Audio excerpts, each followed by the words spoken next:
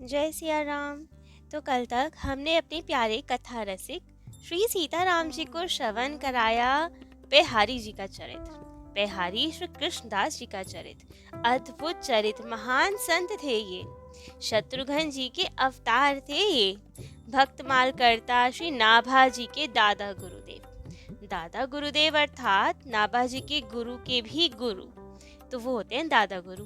तो नाभा जी के जिन्होंने भक्तमाल रचा, उनके दादा गुरु थे कृष्णदास पेहारी जी, अद्भुत संत थे। तो एक छप्पे की तो हमने कथा कल श्रवण कराई अपने कथा रसी को। आज जो इनके लिए भक्तमाल में एक और छप्पे लिखा गया है, 185 छप्पे, उसमें वर्णन की गई कथा आज हम श्रवण कराएंगे। तो उसमें वर्णन किया गया है कि पेहारी जी महान ऋषि श्री दधीचि जी के कुल में उत्पन्न हुए थे, तो उनके ही सद्गुण लेकर उत्पन्न हुए थे। जैसे दधीचि जी ने अतिथि के सम्मान के लिए, उनके आदर करने के लिए अपनी अस्थियां तक दान में दे दी, ऐसे महान थे दधीचि जी। वैसे ही पेहारी जी की भी कथा मिलती है, जो एक अतिथि के लिए तो सर्वस्व देने को तैयार हो गए। दधीचि जी ने तो इंद्र जी को दान दिया था और इन्होंने एक सिंह को उनका आतिथ्य किया था। दधीचि जी के इंद्र जी अतिथि बने और मांग कर उन्होंने दान लिया, लेकिन इन्होंने तो एक सिंह को बिना मांगे ही सब कुछ दे दिया। आगे हम कथा सुनेंगे कितना आतिथ्य किया इन्होंने एक सिंह का। तो पहले दधीचि जी की ही कथा श्रवण कराई जाती है अपने कथा रसिक को, उसके बाद पेहारी जी का वृतांत सुनाएंगे। तो एक बार की बात है, इंद्र जी आए दधीचि जी के पास उनकी अस्थियों का दान मांगने। पर क्यों? इसका कारण भी देवराज इंद्र जी ही थे। उनकी गलती से वृत्तासुर नाम का राक्षस उत्पन्न हो गया था, जो किसी से पराजित ही नहीं होता था।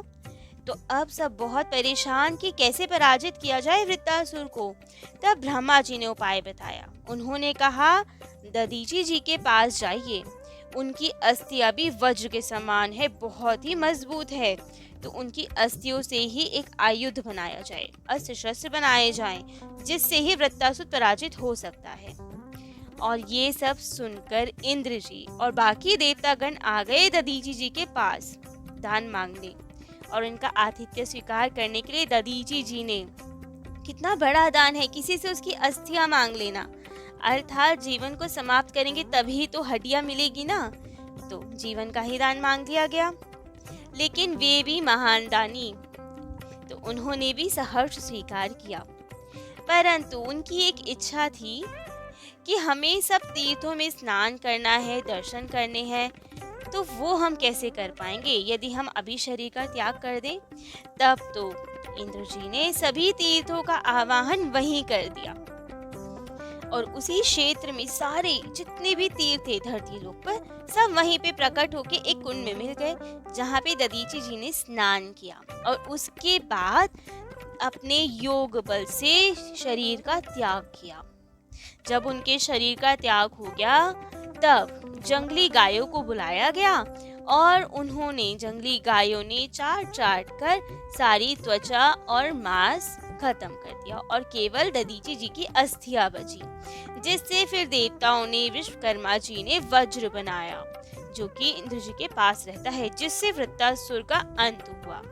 तो ऐसे महान ऋषि थे दधीचि जी, जिन्होंने अपने प्राण देने से पहले भी एक बार भी नहीं सोचा। आज भी नैमिषारण्य के निकट ये तीर्थ है, जहाँ पे दधीचि जी ने अपना देह विसर्जन किया, जहाँ पे वो कुंड है, जहाँ पे समस्त तीर्थों का जल है, उसका नाम है मिश्रिक क्षेत्र। नैमिषारण्य के पास परम पवित्र पुण्यशील क्षेत्र है वे, जहाँ पे सभी तीर्थों का जल एक कुंड में मिला हुआ है। परंतु ऐसा क्यों था कि दधीचि जी की ही शक्तियों में इतना बल था, बाकी किसी में क्यों नहीं था इतना बल? तो इसकी भी एक बहुत सुंदर कथा आती है। एक बार देवासुर संग्राम हो रहा था, सभी देवता और राक्षस खूब लड़ रहे थे, संग्राम चल रहा था, लेकिन देवता पराजित ही ना हो। तो राक्षसों ने सोचा कि ऐसा कौन सा बल है इनके पास जो ये पराजित ही नहीं होते हैं। तब तो उन्हें पता चला कि इनके अस्त्र शस्त्र बहुत ही दिव्य हैं, लेकिन रखते कहाँ हैं। अब तो वे खोज में लगे और यहाँ देवताओं को चिंता कि इन्हें ये तो पता चल गया कि हमारे अस्त्र शस्त्र इतने दिव्य हैं, यदि उन्हें ढूंढ लेंगे और चुरा लेंगे तो हम हार जाएंगे। तो कहाँ छुपा के रखे जाएं अपने अस्त्र शस्त्रों को। तब सभी देवता आए इन्हीं दधीची जी के आश्रम में और वहां उनसे अपने अस्त्र शस्त्र की सुरक्षा का निवेदन किया और आज्ञा ली कि क्या हम यहाँ अपने अस्त्र छुपा सकते हैं। दधीची जी ने आज्ञा तो दे दी और खूब तन्मयता से रक्षा भी करने लगे उन सब आयुधों की। लेकिन अब असुरों को पता चल गया कि कहाँ रखे हुए हैं सब अस्त्र शस्त्र देवताओं के। अब वे आते परेशान करते, अब इनकी भजन में बाधा पड़ने लगी। तब तो इन्होंने सोचा कि कुछ ऐसा इंतजाम करना पड़ेगा जिससे कि इतनी ज्यादा सुरक्षा ना करनी पड़े। तब अब ये देवताओं के जितने आयुध अस्त्र शस्त्र होते थे ये सब मंत्र बल से पुष्ट होते थे, सब मंत्र शक्ति थी, तभी तो मंत्रों का उच्चारण करते ही प्रकट हो जाते थे, वरना उनमें ही लीन रहते थे। तो ऐसे थे वो, हर वक्त उठा के नहीं घूमना पड़ता था। दिव्य अस्त्र शस्त्र होते थे, कुछ कुछ आयुध होते थे जो सदा साथ रहते थे और कुछ कुछ होते थे जो मंत्र शक्ति से चलते थे। तो ऐसे ही देवताओं के वो दिव्य अस्त्र शस्त्र थे। तो अब उन्होंने सोचा दधीची ऋषि ने कि कितना इनका संभार की जाए। तो उन्होंने एक दिव्य जल लिया, उनसे सब आयुध अस्त्र शस्त्रों को धोया और ऐसा धोया कि उनका सब सत मंत्रों की शक्ति उस जल में आ गई और वे जल का उन्होंने पान कर लिया, वे पी गए वो जल, जिससे कि सब शस्त्रों की शक्ति उनकी हड्डियों में समा गई। इसलिए ही दधीची ऋषि जी की अस्थियां इतनी मजबूत थी कि अब सारी आयुधों की शक्ति तो उनकी हड्डियों में, उनकी अस्थियों में ही आ गई थी, तो अब वो वज्र के समान बन गई थी। इसीलिए जब इन सब को अपने आयुधों की वापस आवश्यकता पड़ी तो इन्होंने इन्हीं से याचना की और ऋषि जी ने भी योग बल से शरीर का त्याग करके अपनी अस्थियों का दान इन्हें दे दिया। ऐसे ही हुए पेहारी जी। ये जहाँ रहते थे महान गलता गद्दी पे, बहुत ही महान है वो गद्दी, तो वहाँ पे पेहारी जी रहते थे। आज भी अगर गलता क्षेत्र देखा जाए तो बेशक जयपुर के बीच में, फिर भी वहाँ थोड़ा सुनसान पहाड़ी इलाका सा ही है, भजन स्थली थी उनकी वो। तो वहाँ पे अब जंगल था, पहाड़ थे जहाँ पे ये भजन किया करते थे गुफा में। एक बार की बात है, जिस गुफा में ये भजन कर रहे थे वहीं पे एक सिंह आ गया। बहुत भूखा सिंह था क्योंकि वहां तो ज्यादा कुछ मिलता ही नहीं था। तो उस बार ये दिखे उन्हें और वे तो इन्हें खाने को ललायत, परंतु अब जिनके रखवाल हमारे राम जी हो उनको भला कोई क्या कुछ कर सकता है। तो इनके आसपास इनके भजन के बल से, ठाकुर जी की कृपा से ऐसा दिव्य सुरक्षा कवच था कि वो सिंह बार बार प्रयास करने के बाद भी उनके समीप नहीं जा पा रहा था। वे बार बार कोशिश करता लेकिन जा ही नहीं पाता और भूखा भी बहुत था।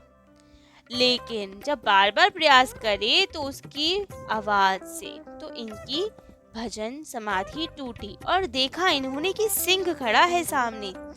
तब तो भगवत भाव सिया राम में सब जग जानी, यही सब विचार करके इन्हें तो उसमें भी ठाकुर जी के दर्शन हुए और इन्होंने सोचा कि अरे आज तो हमारे द्वार पे अतिथि देवता आए हैं, तो क्यों ना इनका सत्कार किया जाए, क्योंकि हमारे शास्त्रों में अतिथियों की तो बहुत महिमा लिखी है। अतिथि देवो भव, अतिथि की यदि सेवा नहीं की जाए तो वो तो हमारे सारे पुण्य फल ले जाते हैं और अपने पाप कर्म छोड़ जाते हैं।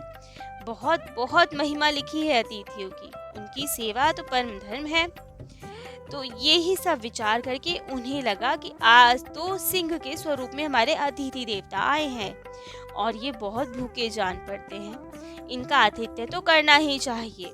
दधीची जी के कुल में उत्पन्न हुए थे ये, वो गुण तो आने ही थे।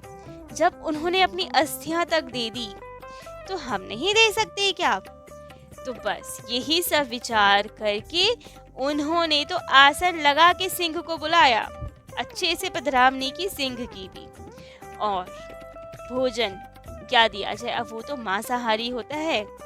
ये साधु ये कौन सा शिकार करने जाते और किसी जीव को देते? नहीं, बिल्कुल नहीं। इन्होंने क्या किया?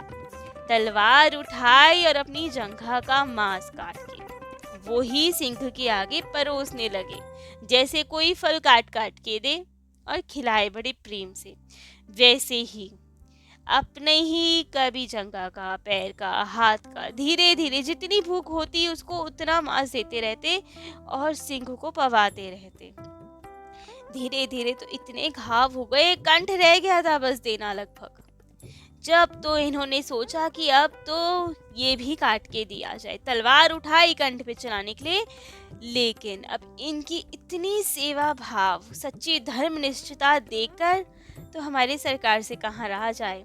तभी श्री रामचंद्र जी, हमारे प्रभु सीताराम जी प्रकट हो गए, इन्हें प्रत्यक्ष दर्शन दिए, इनके हाथ पकड़ लिए कि नहीं ऐसा ना कीजिए।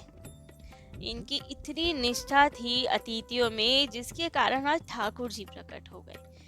भगवान भोजन कीजिए, ये पाइए, ऐसे कह गए कि सिंह को खिला रहे हैं। जबकि आजकल के कई लोग तो अतिथि को अन्न तक नहीं दे पाते ठीक से, और ये तो अपने शरीर का मांस काट काट के सिंह को पवा रहे हैं, ऐसी अतिथि की सेवा कर रहे हैं। इस पे ठाकुर जी इतना रीझ गए कि स्वयं आ गए। अब उनके आते ही तो कहाँ दुख तकलीफ रहती है। उनके दर्शन मात्र से अब तो इनकी सारी कष्ट, सारा शरीर पुनः पहले के जैसे ही ठीक हष्ट पुष्ट हो गया। जितने घाव थे सब भर गए और वो सिंह वो भी गायब हो गया। केवल इनकी शायद परीक्षा के लिए ठाकुर जी ने भेजा था, कुछ लीला के लिए, इनकी महिमा बताने के लिए संसार में कि कितनी महिमा है संतों की, इनमें कितनी निष्ठा है धर्म के प्रति। तो अब तो इन्होंने खूब प्रेम भाव से ठाकुर जी का सत्कार किया।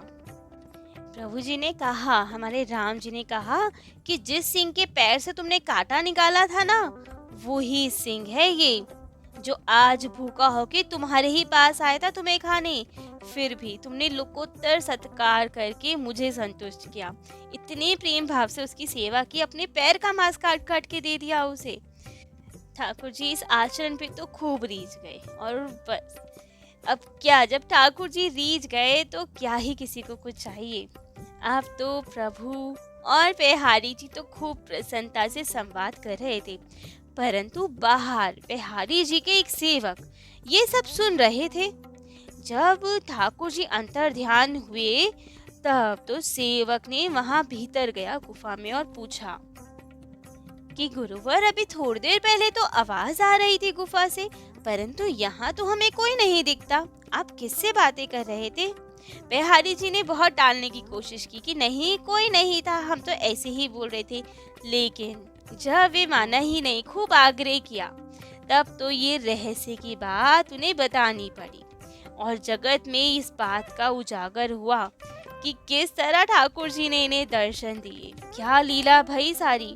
वो सिंह इन्हें खाने आया था और इन्होंने स्वयं अपना मांस काट काट कर उसका पोषण किया। ऐसे अद्भुत संत थे ये कृष्णदास बिहारी जी। इनकी बहुत सारी लीलाएं तो प्रकाशन में नहीं है, क्योंकि बहुत ही अकेले रह के भजन करते थे वहीं गुफा में, परंतु जितनी लीला आई, जितनी श्रवण करी, ये तो सब अद्भुत अद्भुत संत थे, अद्भुत पीठ पे थे ये गलता जी। इनके शिष्य भी एक से बढ़कर एक महान। एक तो नाभादास जी के ही गुरुदेव अग्रदास जी, उनके बड़े गुरु भाई किलहदेव जी, और भी टीला जी, और भी बहुत सारे इनके दिव्य शिष्य हुए। तो अब इनका चरित्र आज के लिए इतना ही। कल इन्हीं के शिष्य, पट शिष्य, प्रधान शिष्य श्री कीलदेव जी के विषय में अपने कथा रसिक श्री सीताराम जी को श्रवण कराएंगे। आज के लिए इतना ही। जय जय श्री सीताराम।